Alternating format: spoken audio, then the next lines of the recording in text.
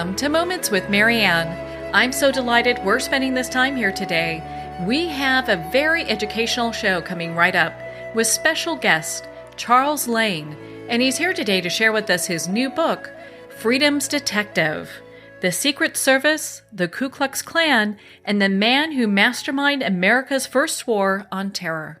Now, Charles is an editorial writer for The Washington Post, a former editor of The New Republic, and foreign correspondent for Newsweek. He also covered the Supreme Court of the United States. So let's welcome to the show, Charles Lane. Thank you. Glad to be here. What a pleasure it is to have you here. And my goodness, once I picked up your book, I could not put it down. It is a great read. Well, thank you. That's high praise. Well, and I have to ask you, what inspired you to write this book? Well, two things. The first is that I've always been fascinated with the period of Reconstruction after the Civil War, that time when America had kind of a fresh start and tried to make a go of it, and things didn't turn out so well, but so much drama and so many huge issues about freedom and equality were up for grabs. So that's the general thing. And the specific thing is that in researching a previous book, also about Reconstruction, I kind of came across the main character of this book, Hiram Whitley, the chief of the Secret Service. And he was very intriguing, a kind of unknown figure who was very important in his time, but not much had been written about. So I made a mental note to keep that in mind, and it just grew into this second book. Do you think there's a reason that this has really been kind of a forgotten piece of history, because it's so important? Well, there are many reasons. The first is that the federal government's crackdown on the Ku Klux Klan and Reconstruction generally in the period after the Civil War were kind of suppressed in a lot of ways once the country kind of agreed, that is to say mostly the white people agreed to kind of move on from all those things. And so there was a long period of, I would say, kind of deliberate forgetting for 30, 40, even 50 years after the Civil War. And it took a lot of time for scholars and historians to kind of recover these sources and revisit the whole issue from a fresh perspective, a more modern perspective, I think a more equitable perspective. And then with respect to the Secret Service, there's just the other issue that a lot of the relevant documents and sources were secret, confidential, and it took some digging to bring them out. How long did it take for you to do the research for this book? Because I can imagine that it was quite difficult. Well, I would say 10 years, but it's not 10 years every single day for 10 years. It was kind of, I work at the Washington Post and I have a day job, so on nights and weekends, off and on, over a period of about 9 years or 10 years, I dug. And I was greatly aided in the last few years by the fact that so many resources have now become available online that once previously you would have had to travel to archives to get those. So a shout out to all the people on the internet who make, old newspapers and old government documents available digitally. Oh my gosh, we live in such a great time now, I swear, with having all that so readily available to our fingertips pretty much. And I just find this story really fascinating. I mean, my goodness, when we look at, Whitley as just a person, he's a very interesting person in history. Well, Hiram C. Whitley, who was the chief of the Secret Service from 1869 to 1874, was a master detective. And right there, it might be a surprise to modern readers because they think of the Secret Service as the people who protect the president. But in those days, the Secret Service was a detective agency. It was a new detective agency, and they had to recruit their people from some pretty sketchy sources. Today, we think of detectives as very highly trained, honorable, professional people, but back then it was all kind of a new concept, and it was thought that to catch criminals you kind of had to hire ex-criminals, and Whitley was one, and some of his men were as well. And there was I found it very fascinating to understand the trajectory of a man who kind of went from the wrong side of the law he had been a slave catcher before the Civil War to the kind of right side of the law after the Civil War, and indeed somebody who was actually suppressing racist violence. And I thought that whole trajectory, that really interesting story of somebody who found his way, as it were, on both sides of the great national conflict, was the stuff of a great book.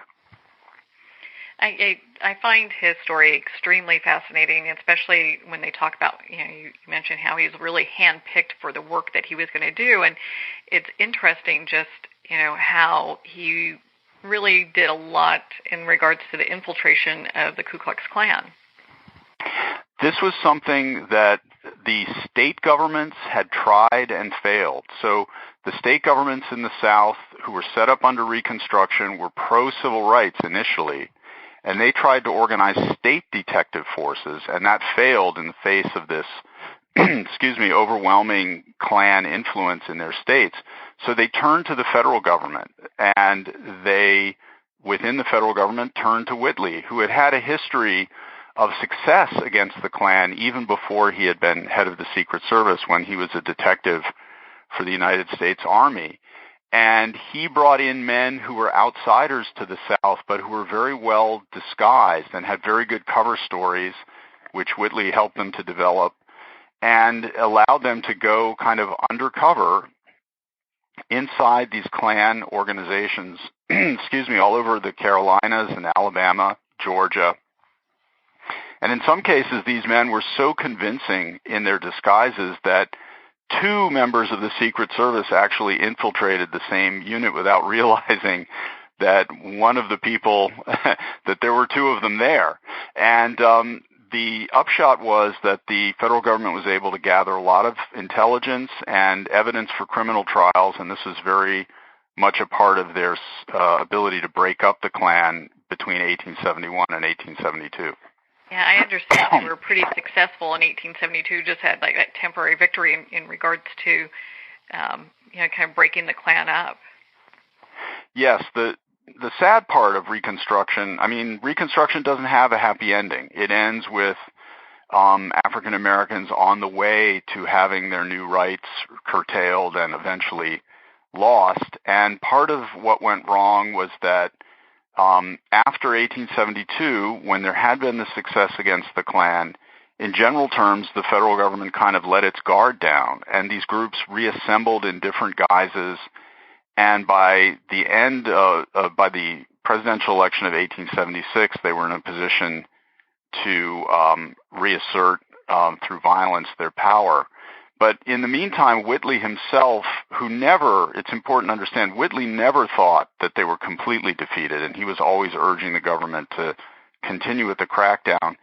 Unfortunately, his personal dark side kind of got the better of him, and he ran into a scandal in Washington that cost him his job, and he was kind of run out of town in 1874. A potentially great career cut short.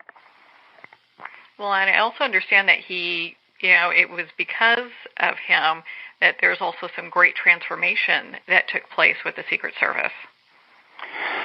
Whitley was an innovator in crime fighting. The other big mission, the original mission of the Secret Service, was to deal with counterfeiters, who were important. It was an important mission because the United States in the Civil War acquired its first, national currency.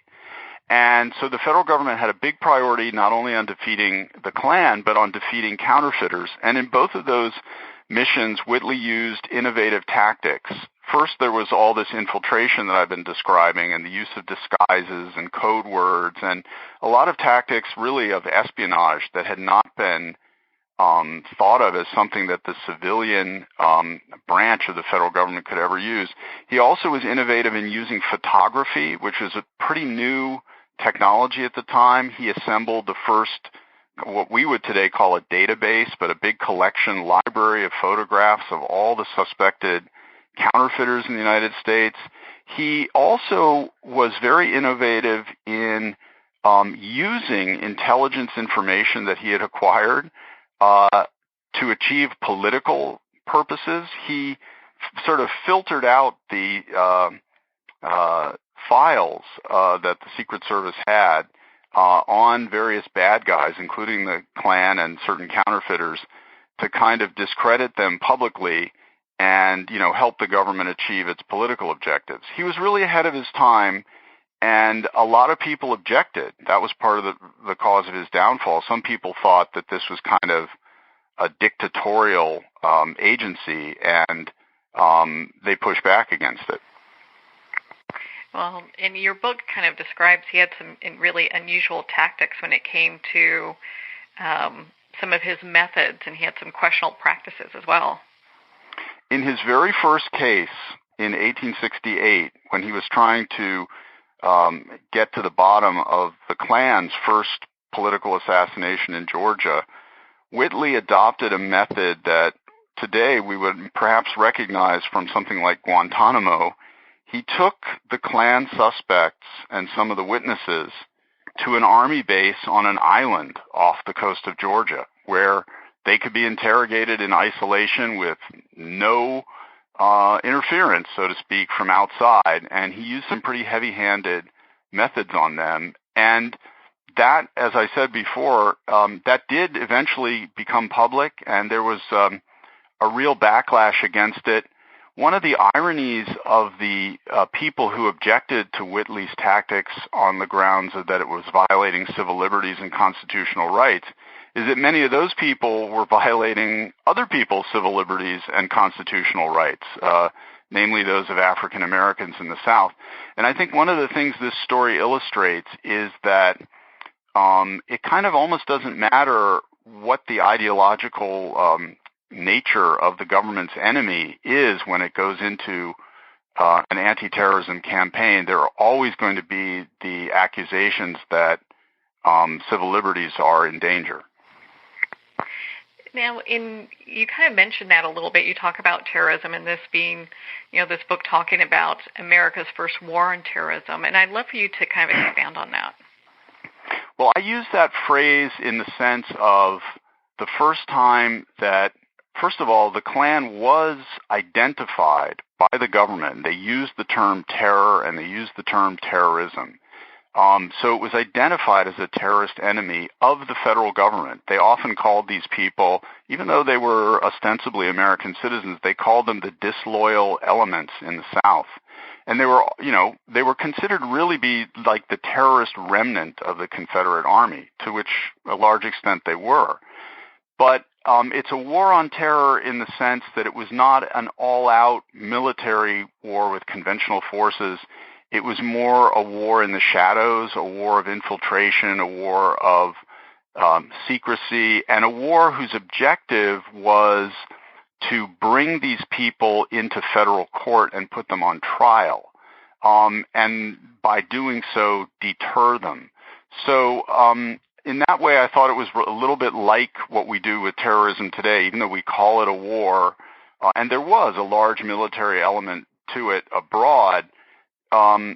It's more like kind of what the FBI and other agencies, Homeland Security, do with people suspected of terrorism inside the United States today.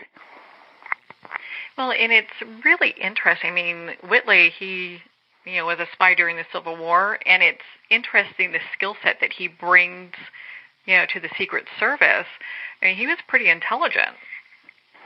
He seemed to have this natural capability for deception, and obviously, as you suggest, that became very useful to the government in the Civil War when they needed spies in the Deep South, which is where he was working in Louisiana.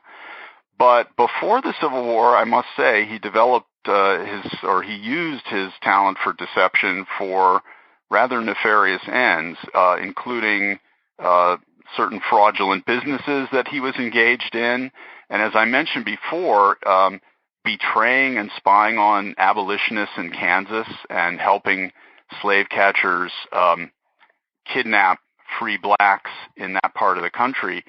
And it's just another illustration of how sometimes there is this gray area between what we consider to be obnoxious human qualities, deception, double dealing, all those things, and nevertheless what a state, what a nation, what a government can find useful for its purposes. And so you're absolutely right. He had this superb memory, he was a superb writer. He had a great ability to articulate his views, and he was a very good debater. So yes, extremely intelligent, knew the country very well, but those talents, he was willing to put them to work for good causes and otherwise.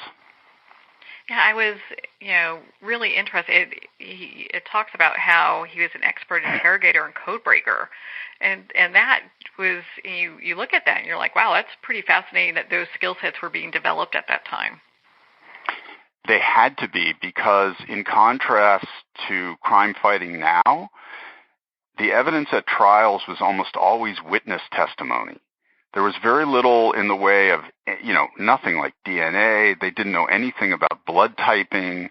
They didn't have any kind of physical evidence to use in making cases. If you go back, as I have, and look at the transcripts of all these trials, it's simply witness testimony. And so you had to be, or documents, so you had to be able to get either written information, that's why breaking codes was important, or you had to get the sworn statement of people who were inside these organizations. And Whitley was absolutely insistent that the only way to deal with counterfeiters or the Klan was to send in people who would pose as a member of the organization, gain incriminating evidence on the lower-ranking people, and then force those people, we call that flipping them today, force them to turn against their own organization and in effect become spies for the Secret Service. And he did that over and over and over again.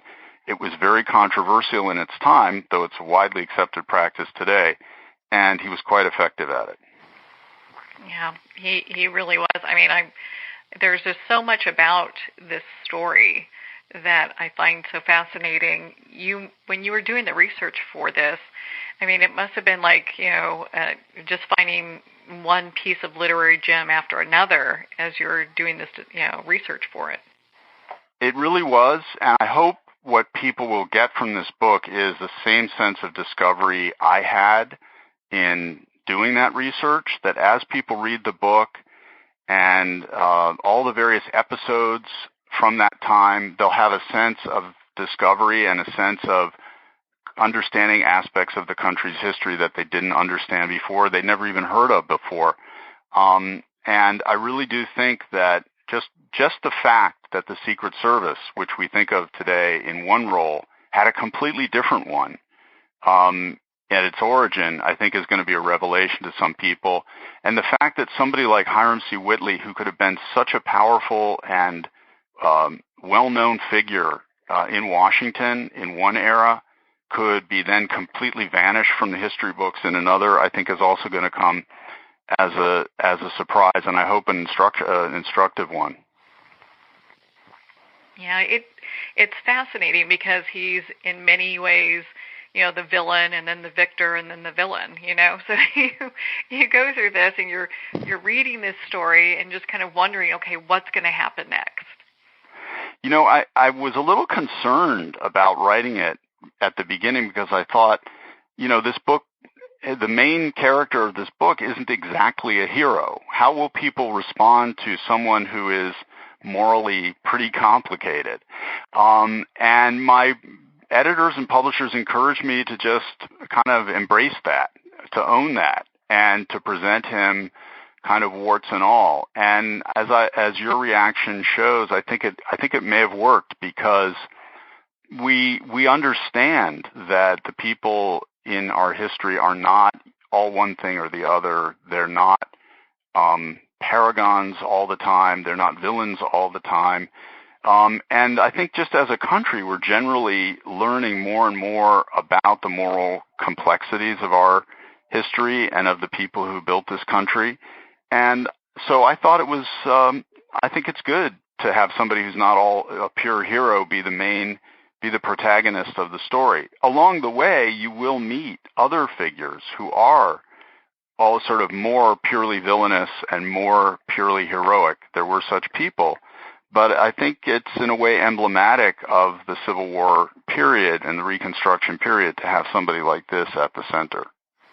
Yeah, it really, I think it gives something that people can really relate to, not to obviously this degree, but, a lot of times people go throughout their life and go, gosh, I probably could have handled that better or done this better or, what have you. And so it makes, Whitley very relatable, I think, to people.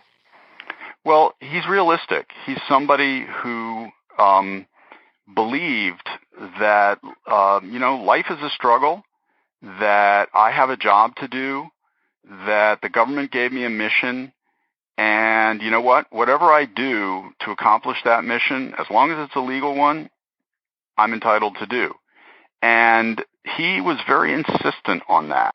He believed that he believes something I think most people aren't willing to admit that they believe, which is that the ends justify the means. He really believed that. I don't believe that, but I think it is sobering to think that that much power was in the hands of someone like that, and that he was at least honest enough to say that. I mean, he didn't say it quite in those words, but more or less. And then it becomes, for the reader of this book, it becomes the challenges to size up, how much of a point did he really have? I mean, fighting against these terrible criminal organizations, you certainly didn't want him to have too much limitation on what he was allowed to do. And so it's very challenging, I think, to consider the career of someone like this who's sort of so frank about his view of a sort of super realistic view of morality and, the costs and benefits both for him and the country of operating that way. Mm. Yeah, it's interesting because it's at a time where, as you were saying before, it's like, everything's kind of up in the air, and it looked like, as well as, in Whitley's case, being able to pursue people the way he did and how he was given so much latitude. I mean, it was just kind of like, go fix the problem, and, that's all they wanted at the moment. I don't think they really wanted to know too many details of what he was doing. But when different people kind of took over the agencies for which he supposedly worked and started to look into it, that's when his troubles began, because they started to find out that he wasn't necessarily getting receipts for all the money he was spending, and they started to find out that he had been involved in some political chicanery that wasn't necessarily 100% what he was allowed to do as the head of the Secret Service. For example, he actually, at the request of the Attorney General at that time, he arranged to kidnap the Attorney General's stepson, who was causing the Attorney General some personal embarrassment, and have this young man spirited out of the country. I mean, those are the kinds of things he started to do. And unfortunately, that is also an old story, right? That once you get kind of a little comfortable in power and you believe you're protected and you have connections, you can stray. Maybe that's a relevant lesson for our time, too. I think it's an eternal lesson. I just keep coming back to the fact, though, that when he was asked to do it by the government, he also did many things that today we recognize as very admirable. One of the most, it's a small chapter or a small moment in the book, but one of the things that impressed me the most about Whitley was that while the Civil War was still going on, and he was serving in Louisiana as kind of this secret agent for the U.S. Army occupying Louisiana, there was still slavery, and slaves were still being abused. And Whitley took it upon himself to help an escaped slave press charges against his white overseer. And that had been something that had never been done before in Louisiana. And these white men were completely astonished that this detective was going to let a black man press charges for abuse against his overseer. And Whitley went ahead and did it. And so he kind of surprises you at times when he really does the right thing, as well as the wrong thing. It seems that his moral compass kind of works a little bit when it's hit a few times, and then, he's back off, so to speak. He's just like, his compass isn't working at all. I think he had a weakness, which was he liked money. And there were times when he felt he could make a few easy dollars out of his position, and he seized those opportunities, like many public officials before and since. And you have to remember that at this time the communications were so poor, and the ability of his supervisors in Washington to, keep close tabs on him were very limited. And a lot of the rules were very sketchy. So, for example, when he or his team would capture contraband in the port of New York, smuggled cigars or smuggled wine, those things that people were trying to bring in without paying the taxes, Whitley took the position that, what's most important here is that the government stop the smuggling. So it's not a big deal if I take 50 or 60 bottles of wine for myself and, give the rest back to the marshal and, I'll sell those 50 or 60 bottles of wine on the black market. And, before we get too judgmental about that, you have to remember the state of development of the United States. It was a developing country at the time. And as we all know, the characteristic of a developing country's government quite often is corruption. And, yeah, it happened. Well, and to kind of dovetail with that, what do you think are some of the lessons that we can learn today from Freedom's Detective? Well, I think there's a very powerful contemporary lesson, which is that even when we believe or entrust our government to be doing something, to be involved in a good cause, there has to be a rule of law and there has to be strong governmental oversight of whatever they're doing. So we want them to have Hiram Whitley's commitment to fighting crime, but we don't want them to have his attitude about the rules toward fighting crime. That's one lesson. And the other lesson, I think, is just a lesson about our country's history, which is that there, as I was just saying, there was a time when this country was still forming. It was still developing as a national state and as a national government. And lots of things that we would not accept today just happened because of that. And it's important to understand how improvised America is, how it was kind of built on the fly, and people like Whitley were a part of that process. Well, and it's interesting when reading your book makes me think about how important accountability is today, more so than ever, and with people like Whitley in the past, you can understand during that time frame just how America was so open to just anything because it's being developed, it's being things are being pretty much brought forth. That it's a relatable, I think, a lesson for us today. Accountability is a great word, and it's absolutely at the core of the lessons of this book.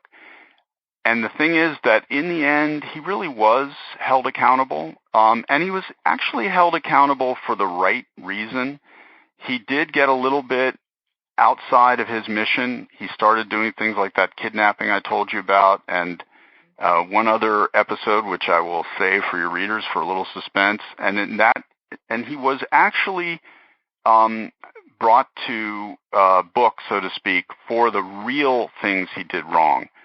And the role he played, the good role he played in breaking up the Klan and in breaking up the counterfeiters, I think endures. So I guess in that sense you could say that this is also an episode when the new system kind of worked. But it did leave the Secret Service in a kind of limbo afterwards without a really strong basis in law, and it eventually kind of withered as an agency. And so that's not a good part of his legacy. The really robust police role that he envisioned couldn't outlast his own tenure. And we can talk all day about your book. I, again, felt it was a fabulous read and extremely interesting. Well, thank you, Charles. And where can our listeners connect with you and be part of your community and learn not just about this book, but your other books? You can go to my personal website, which is charlesmarklane.com. And I have a lot of links there to my previous book, a lot of links to some video about my work at the Washington Post, all kinds of good stuff there. Oh, great. Well, thank you so much, Charles, for taking the time to be on the show with us here today. I appreciated it. Thank you. Well, it's such an honor to spend this time with you, Charles. And again, thank you for taking the time to share with us your new book, Freedom's Detective. Again, if you'd like to connect with Charles, you can at his website, charlesmarklane.com. Freedom's Detective is available at Amazon, Barnes & Noble, and all indie retailers. Well, we're at the end of our time today. I would like to thank everyone for tuning in. You're listening to Moments with Marianne. And remember, make every moment count.